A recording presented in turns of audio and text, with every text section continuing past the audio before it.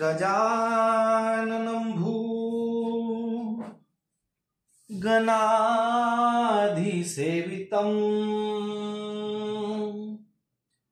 कपीतजम्बू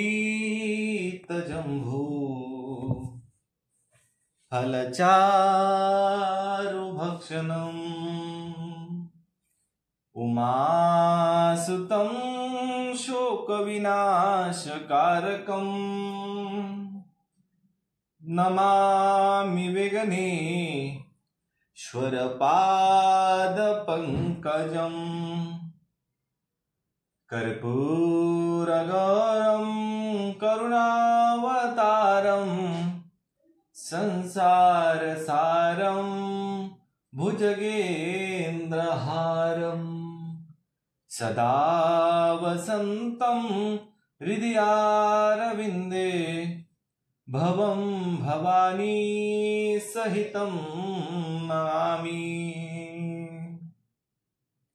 गोविंद मेरो है गोपाल मेरो है श्री वाके बिहारी नंदलाल मेरो है। गोविंद मेरो है गोपाल मेरो है श्री वाके बिहारी नंदलाल मेरो है। श्री वाके बिहारी नंदलाल मेरो है। गोविंद मेरो है गोपाल मेरो है श्री वाके बिहारी नंदलाल मेरो है। गोविंद मेरो है गोपाल मेरो है श्री वाके बिहारी नंदलाल मेरो है।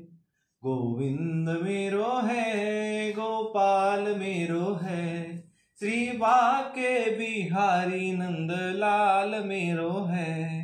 गोविंद मेरो है गोपाल मेरो है श्री वाके बिहारी नंदलाल मेरो है। गोविंद मेरो है गोपाल मेरो है श्री वाके बिहारी नंदलाल मेरो है। गोविंद मेरो है गोपाल मेरो है श्री वाके बिहारी नंदलाल मेरो है। गोविंद मेरो है गोपाल मेरो है श्री वाके बिहारी नंदलाल मेरो है। गोविंद मेरो है गोपाल मेरो है श्री वाके बिहारी नंदलाल मेरो है। गोविंद मेरो है गोपाल मेरो है श्री वाके बिहारी नंदलाल मेरो है। श्री गणेशाय नमः। श्री सरस्वतीय नमः। श्री सांब सदाशिवाय नमः। ओम परमात्मने नमः। पिछले भाग में हमने वराह अवतार की कथा सुनी। अब इस भाग में हम दीति का गर्भधारणा यह कथा सुनेंगे। तो आइए कथा में प्रवेश करते हैं। सच्चिदानंद रूपाय विश्व उत्पत्त्यादि हेतवे तापत्रय विनाशाय श्री कृष्णाय वयं नमः। सच्चित आनंद रूप भगवान श्री कृष्ण को मैं कोटि कोटि प्रणाम करता हूं। यह जो कथा है पावन धाम नैमिषारण्य में श्री सूत जी और सौनकादि ऋषियों के बीच में चल रही चर्चा हम आप अपने हरि उद्योग चैनल के माध्यम से सुन रहे हैं। वासुदेव सुतं देवं कंसचानूरमर्दनं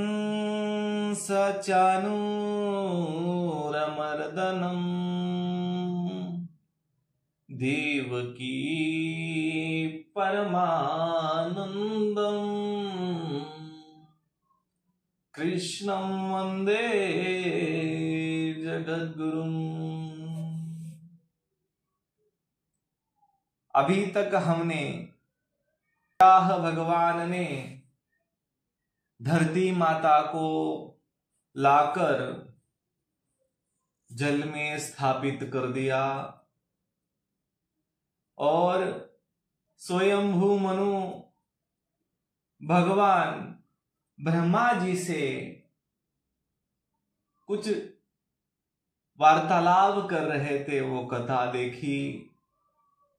भगवान वराह भगवान की स्तुति ब्रह्मा जी और उनके पुत्र ऋषियों ने किया, तो उसके आगे की चर्चा हम आज इस भाग में देखते हैं। श्री सुखदेव जी कहते हैं, राजन, प्रयोजनवश सुकर बने श्री हरि की कथा को मैत्रेय जी के मुख से सुनकर भी भक्ति व्रतधारी विदुर जी को पूर्ण तृप्ति न हुई। अतः उन्होंने हाथ जोड़कर फिर पूछा। विदुर जी ने कहा, मुनिवर, हमने यह बात आपके मुख से अभी सुनी है कि आदि दैत्य हिरण्यक्ष को भगवान यज्ञ मूर्ति ने ही मारा था। ब्राह्मण जिस समय भगवान लीला से ही अपनी दाढ़ों पर रखकर पृथ्वी को जल में से निकाल रहे थे, उस समय उससे दैत्यराज हिरण्याक्ष की मुठभेड़ किस कारण हुई? मैत्रेय जी ने कहा, विदुर जी, तुम्हारा प्रश्न बड़ा ही सुंदर है, क्योंकि तुम श्री हरि की अवतारों के विषयों में ही कुछ पूछ रहे हो, जो मनुष्यों के मृत्युपाशन का छेदन करने वाली है। देखो, उत्तानपाद का पुत्र ध्रुव बालकपन में श्री नारद जी के सुनाई हुई हरि कथा के प्रभाव से ही मृत्यु के सिर पर पैर रखकर भगवान के परम पद पर आरूढ़ हो गया था। पूर्व काल में एक बार इसी वराह भगवान और हिरण्यक्ष के युद्ध के विषय में देवताओं के प्रश्न करने पर देव ब्रह्मा जी ने उन्हें यह इतिहास सुनाया था, और उसी के परंपरा से मैंने सुना है। मैत्रेय जी विदुर जी से कह रहे हैं,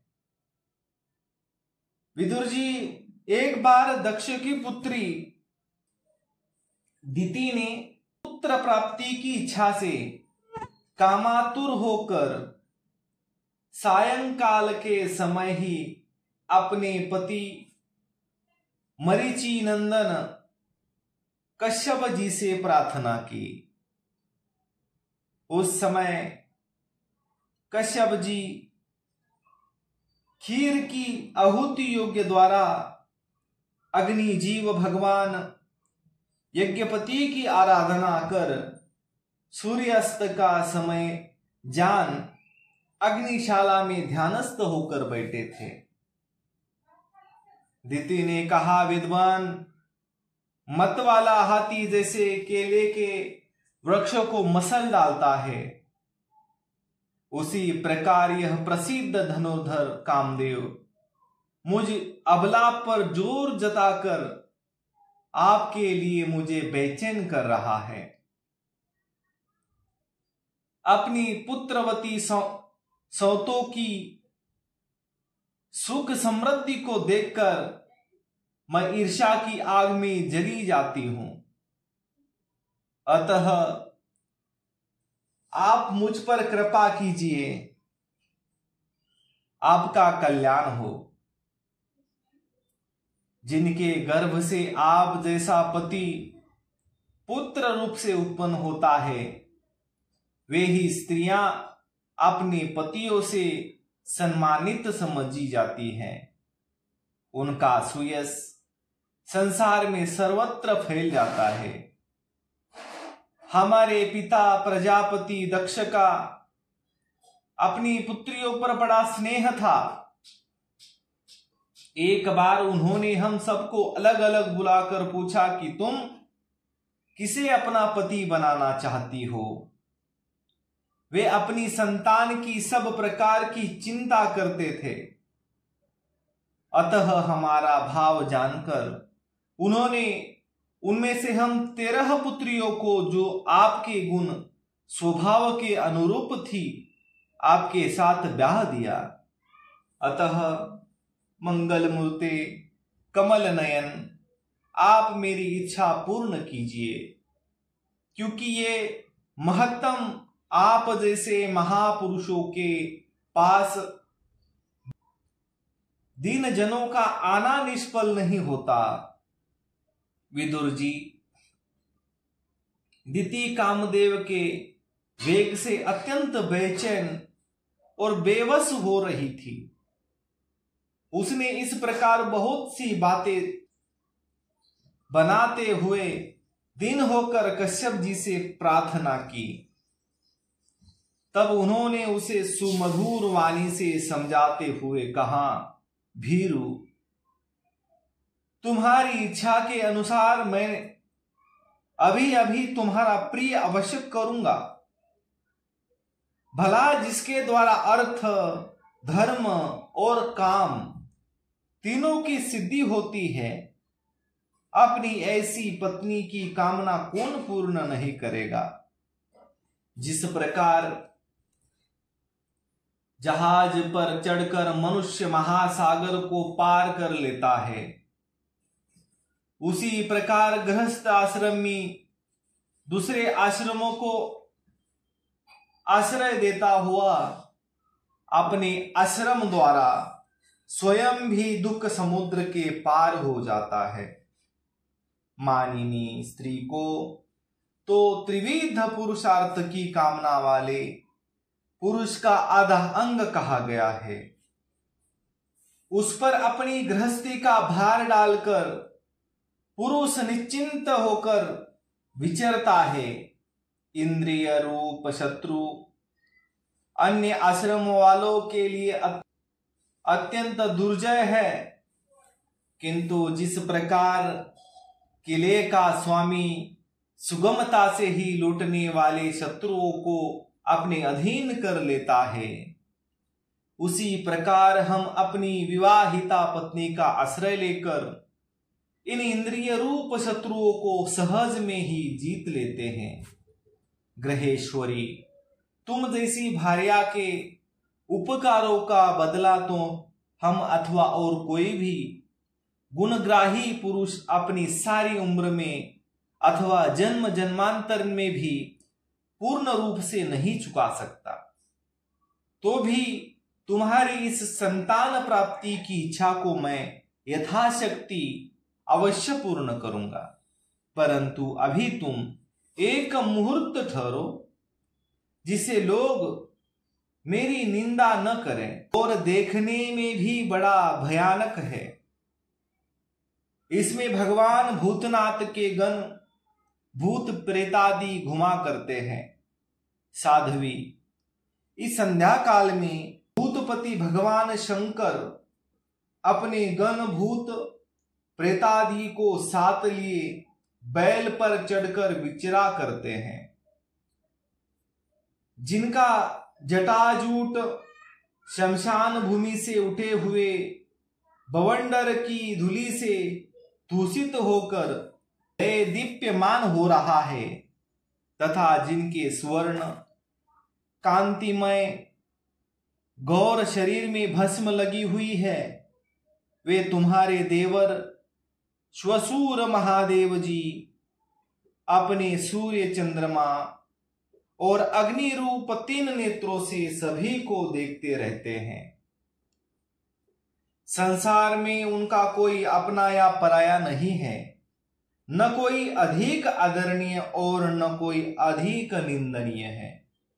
हम लोग तो अनेक प्रकार के व्रतों का पालन करके उनकी माया को ही ग्रहण करना चाहते हैं, जिसे उन्होंने भोग कर लात मार दी है। विवेकी पुरुष अविद्या के आवरणों को हटाने की इच्छा से उनके निर्मल चरित्र का गान किया करते हैं। उनसे बढ़कर तो क्या, उनके समान भी कोई नहीं है, और उन तक केवल सत्पुरुषों की ही पहुंच होती है। यह सब होने पर भी वे स्वयं पिशाचों का सा आचरण करते हैं। यह नर शरीर कुत्तों का भोजन है, जो अविवेकी पुरुष आत्मा मानकर वस्त्र आभूषण माला और चंदन आदि से इसी को सजाते संवारते रहते हैं। वे अभागे ही आत्माराम भगवान शंकर के आचरण पर हंसते हैं। हम लोग तो क्या, ब्रह्मादि लोकपाल भी उन्हीं की बांधी हुई धर्म मर्यादा का पालन करते हैं। वे ही इस विश्व के अधिष्ठान हैं, तथा यह माया भी उन्हीं की आज्ञा का अनुसरण करने वाली है। ऐसे होकर भी वे प्रेतों का सा आचरण करते हैं। अहो, उन जगत व्यापक प्रभु की यह अद्भुत लीला कुछ समझ में नहीं आती। मैत्रेय जी कहते हैं, पति के इस प्रकार समझाने पर भी कामातुर दिति ने वेश्या के समान निर्लज्ज होकर ब्रह्मर्षि कश्यप जी का वस्त्र पकड़ लिया। तब कश्यप जी ने उस निंदित कर्म में अपनी भार्या का बहुत आग्रह देखकर दैवों को नमस्कार किया और एकांत पे उसके साथ समागम किया। फिर जल में स्नान कर प्राण और वाणी का संयम करके विशुद्ध ज्योतिर्मय सनातन ब्रह्म का ध्यान करते हुए उसी का जप करने लगे। विदुर जी, दिति को भी उस निंदित कर्म के कारण बड़ी लज्जा आई और वह ब्रह्मर्षि के पास जा सिर नीचा करके इस प्रकार कहने लगी। दिति बोली, ब्राह्मण, भगवान रुद्र भूतों के स्वामी हैं, मैंने उनका अपराध किया है, किंतु वे भूत श्रेष्ठ मेरे इस गर्भ को नष्ट न करे। मैं भक्त वांशल कल्पतरु उग्र एवं रुद्र रूप महादेव को नमस्कार करती हूं। वे सत्पुरुषों के लिए कल्याणकारी एवं दंड देने के भाव से रहित है, किंतु दुष्टों के लिए क्रोध मूर्ति दंड पानी है। हम स्त्रियों पर तो व्याधि भी दिया करते हैं, फिर वे सती पति तो मेरे बहनोई और परम कृपालु है। अतः वे मुझ पर प्रसन्न हो। मैत्रेय जी ने कहा, विदुर जी, प्रजापति कश्यप ने सायंकालीन संध्या वंदनादि कर्म से निवृत्त होने पर देखा कि दिति थरथर कांपती हुई अपनी संतान की लौकिक और परलौकिक उन्नति के लिए प्रार्थना कर रही है। तब उन्होंने उसे कहा, कश्यप जी ने कहा, तुम्हारा चित्त काम वासना से मलिन था, वह समय भी ठीक नहीं था, और तुमने मेरी बात भी नहीं मानी तथा देवताओं की भी अवहेलना की। अमंगलमयी चंडी तुम्हारी कोख से दो बड़ी ही अमंगलमय और अधम पुत्र उत्पन्न होंगे। वे बार बार संपूर्ण लोक और लोकपालों को अपने अत्याचारों से रुलाएंगे। जब उनके हाथों से बहुत से निरपराध और दीन प्राणी मारे जाने लगेंगे, स्त्रियों पर अत्याचार होने लगेंगे और महात्माओं के क्षुब्ध किया जाने लगेगा, उस समय संपूर्ण लोकों को रक्षा करने वाले श्री जगदीश्वर कुपित होकर अवतार लेंगे और इंद्र जैसे पर्वतों का दमन करता है उसी प्रकार उनका वध करेंगे। दिति ने कहा, प्रभो, यही मैं भी चाहती हूं कि यदि मेरे पुत्र का वध हो तो वह साक्षात भगवान चक्रपाणि के हाथ से ही हो, कुपित ब्राह्मणों के शापादि से न हो। जो जीव ब्राह्मणों के शाप से दग्ध अथवा प्राणियों को भय देने वाला होता है, वही किसी भी योनि में जाए, उस पर नारकी जीव भी दया नहीं करते। कश्यप जी ने कहा, देवी, तुमने अपने किए पर शोक और पश्चाताप प्रकट किया है। तुम्हें शीघ्र ही उचित अनुचित का विचार भी हो गया है तथा भगवान विष्णु, शिव और मेरे प्रति भी तुम्हारा बहुत आदर जान पड़ता है। इसलिए तुम्हारे एक पुत्र के 4 पुत्रों में से एक ऐसा होगा जिसका सतपुरुष भी मान करेंगे और जिसके पवित्र यश को भक्तजन भगवान के गुणों के साथ गाएंगे।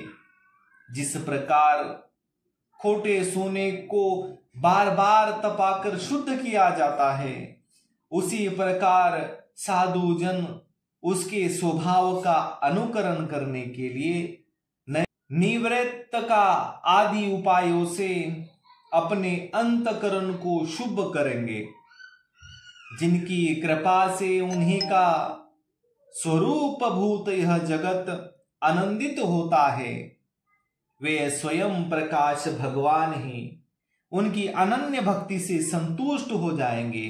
दिति, वह बड़ा बालक बड़ा ही भागवत भक्त, उदार हृदय, प्रभावशाली और महान पुरुषों का भी पूज्य होगा तथा प्रौढ़ भक्ति भाव से विशुद्ध और भावानिवत हुए अंतकरण में श्री भगवान को स्थापित करके देहाभिमान को त्याग देगा। वह विषयों में अनासक्त, शीलवान, गुणों का भंडार तथा दूसरों की समृद्धि में सुख और दुख में दुख मानने वाला होगा। उसका कोई शत्रु न होगा तथा चंद्रमा जैसा ग्रीष्म ऋतु के तापों को हर लेता है, वैसे ही वह संसार के शोक को शांत करने वाला होगा। जो इस संसार के बाहर भीतर सब ओर विराजमान है, अपने भक्तों के इच्छानुसार समय समय पर मंगल विग्रह प्रकट करते हैं और लक्ष्मी रूप लावण्य मूर्ति ललना की भी शोभा बढ़ाने वाले हैं तथा जिनका मुखमंडल झिलमिलाते हुए कुंडलों से सुशोभित है, उन परम पवित्र कमल नयन श्री हरि का तुम्हारे पौत्रों को प्रत्यक्ष दर्शन होगा। श्री मैत्रेय जी कहते हैं, विदुर जी, दिति ने जब सुना कि मेरा पुत्र भगवान का भक्त होगा, तब उसे बड़ा आनंद हुआ तथा यह जानकर कि मेरे पुत्र साक्षात श्री हरि के हाथ से मारे जाएंगे, उसे और भी अधिक उत्साह हुआ तो आज के लिए इतना ही। कर्पूर गौरम करुणावतारम संसार सारम भुजगेन्द्रहारम सदा वसन्तं हृदयारविन्दे भवं भवानी सहितं नमामि। तो शेष चर्चा अगले भाग में।